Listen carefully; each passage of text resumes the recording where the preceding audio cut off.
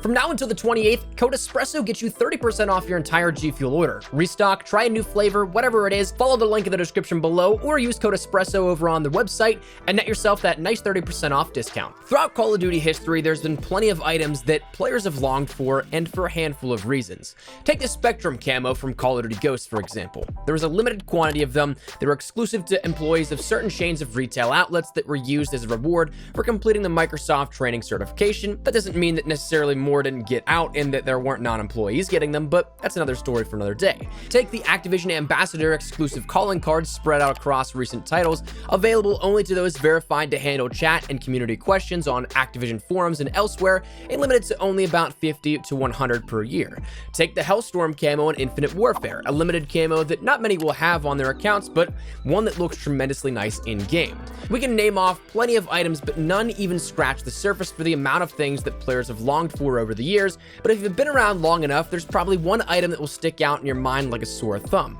One that many may never achieve, and one that many already have, dating all the way back to Modern Warfare 2, nearly 10 years ago to this day. Let's examine today the true story behind the Modern Warfare 2 spinning 10th Prestige emblem. While Modern Warfare 2 stands out in its history for countless number of things like weaponry, kill streaks, maps, an insane campaign, and many more things that I'm sure you could list off that you loved, the game had surprising depth to it for the time. While we didn't see it taken to the degree of, say, Advanced Warfare with the uniform customization down to the knee pads and the boots, or to the degree that this year's reboot of Modern Warfare looks to take weapon customization with the gunsmith, there were a surprising boatload of challenges for players to complete. Each would grant XP and an item of some denomination, and a lot of them came down to emblems and calling cards. You can scroll through the many pages for a long while, all while looking at each item and just seeing how many there were. But as time went on, naturally, more and more people unlocked item after item after item, until at one point, there was only one left, and it was the mystery of the gaming world. Especially because there were people out there who had it. The spinning 10th Prestige emblem.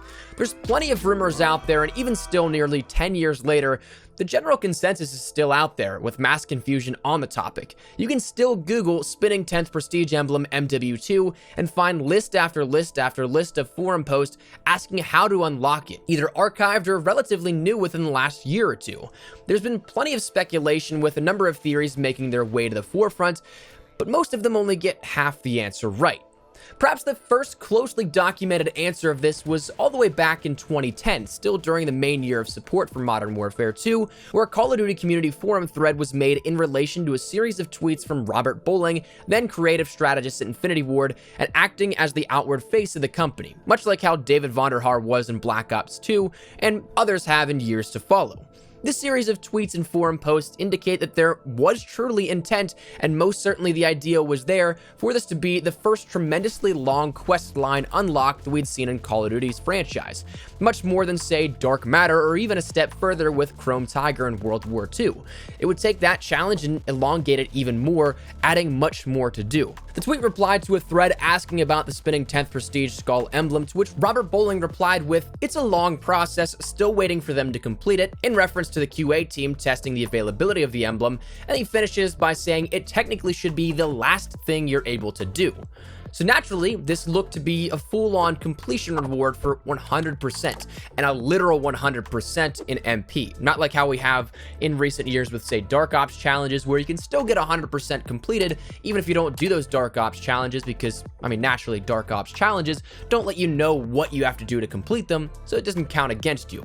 But we didn't have that, but this surely looked like we'd have to complete everything else by that wording. The basic challenges all the way up to the tougher Prestige challenges, including weapon mastery and all others. But time came and went, people reached level 70 of 10th Prestige, and still were not awarded the spinning 10th emblem. All the while, there were people out there that, in the wild, did have it, which begged the question, how do you really get the 10th Prestige spinning emblem? The mystery went on until many started digging into the game files for Modern Warfare 2 to look for the hard, data-driven level answer. No more guessing of maybe this, maybe that, to which it all seemed all indications still pointed towards this being the case, that you had to complete all challenges after meeting all prestige level criteria of 10th Prestige and level 70. But why was it not rewarded to the players who did all of this long-winded grinding? Why were there people out there who were accidentally or intentionally thrown into modded lobbies being rewarded with it? It's because not every piece of the code had an endpoint, and that theoretical bridge or path to get from point A to point B never was completed. By all indications, it surely seemed like the spinning 10th prestige emblem was going to be that final reward. The "you completed it, here's your medal of service" type of unsung commendation from the Infinity Ward team to players to show off in game. By doing this, you would have mastered every challenge and, more specifically, every single weapon in the game, and this is where the snag came into play. The AK-47, arguably one of the most iconic weapons in the franchise, was actually the downfall of the legitimacy of the emblem. As with all other prestige challenges to master each weapon and get the subsequent calling card that came along with it, you had to reach a certain level challenge to truly unlock it and check it off the list of 100%, and in the files, the AK-47 Mastery 4 challenge was that of the highest tier. But there was a missing link between completing that in-game fully and getting the coveted reward of the spinning 10th prestige emblem. The only problem though with this was that the AK-47 Mastery challenges in-game only went up to 3. Not 4. And that's how the cookie crumbles. That's what held up the most prestigious reward at the time, was a simple miscalculation, an erroneous piece of code that didn't publicize or allow progression to a 4th tier. Days and days of progression, in-game time, and grinding gone, meaning nothing, or at least nothing for that end goal of that spinning 10th prestige emblem. But perhaps you've seen in-game that emblem plenty of times. It's out there, surely it has to be done legitimately, right? Surprising answer is that there is no legitimate way for this emblem to be unlocked, even to this day. You're very right in stating that you've probably seen it before, and probably more times than you could ever count, but that's due almost exclusively in part to the mass amounts of modding that the game went through back in its prime. 2009 and 2010 were prime time for JTAG modding and other firmware modifications for the Xbox 360 and PlayStation 3. I'm not going to pretend like I'm an expert on the subject matter, but having played through that time in its main year of content life, it's actually pretty wild how many modded lobbies there were, how many infection mods made their way into public matches, how many 11th prestigers there were, and so on and so forth. Unlock All and XP lobbies were abundant back in the day, and many times players would even stumble into them without even knowing what they were entering into. With modded lobbies, the game would force unlock items on accounts of those who were in the game, and that included the spinning 10th prestige emblem. While pathing from point A to point B in terms of legitimately unlocking it weren't exactly connecting, making tracking the progress impossible, the item itself was in the game files and was able to be unlocked as a result. It was by sheer brute force of altering how the game played and how things were unlocked, and this is why you see it so often. It's a testament to just how much modding there was back in the day and how normal it was, and even to this day, there's still a decent bit of modded lobbies that you can find if you jump onto Modern Warfare 2. The curious part to me, or the fascinating part, is that this very well could have been adjusted, patched, or fixed, however you want to coin it, had the internal studio turmoils not happened at Infinity Ward during this time.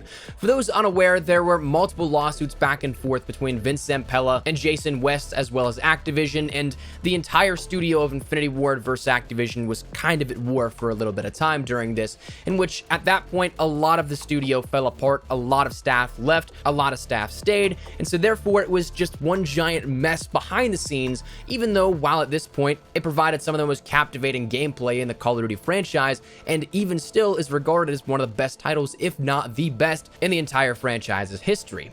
Many things went untouched that were slated for a final title update to patch or fix the game, which we've actually talked about here on the channel a couple of times before.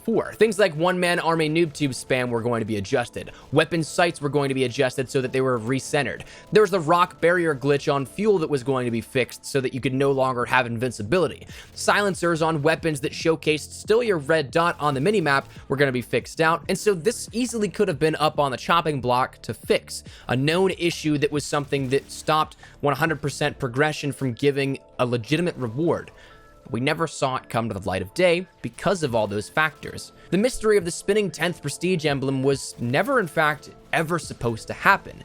It just happened that a series of unfortunate events occurred that initially prevented players from having the ability to unlock it, and any fixes that could have been made in the future were null and void at that point. And I think that may be the most fascinating part to me, that something that was supposed to be such a cool, I completed it, I went the extra mile commendation in Modern Warfare, never firstly even got to see the light of day, but never had the chance to even be fixed. And so therefore, out of all of these circumstances that just happened as a result of a hurricane of different factors, created perhaps one of the biggest mysteries that even to this day has people Googling, how do you unlock the spinning 10th prestige emblem in Modern Warfare 2? So on that end, that's the true story on the mystery of the spinning 10th prestige emblem in Modern Warfare 2. Love to get your thoughts and feedback down there in the comment section down below. Would you guys like to see more kind of deep dives on things like this, some of the mysteries of Call of Duty, some of the things that maybe lesser known facts out of all of it? Whatever it is, feel free to let me know your thoughts in the comments down below. Had a lot of fun taking a look back at this and kind of want to do some more retrospective looks here as we kill time going into Modern Warfare, but love to get your thoughts and feedback. If you enjoyed the video, make sure you drop a like down below, and of course, if you are new to the channel, make sure you guys subscribe so you don't miss a single thing regarding all things Modern Warfare, all things Black Ops, anything relating to Call of Duty. We got you covered here on the channel. So if any of that interests you, hit the subscribe button so you don't miss a single thing. Then if you guys also want to follow me over on Twitter and Instagram, those are the best place to get connected outside of YouTube. Practically live on both those. So if you guys want to strike up a conversation, ask me a question, wherever it may be, that link is down there in the description below. With all that said and out of the way, thank you guys all so much for watching. My name is Espresso. I'll see you guys later. Take care and peace.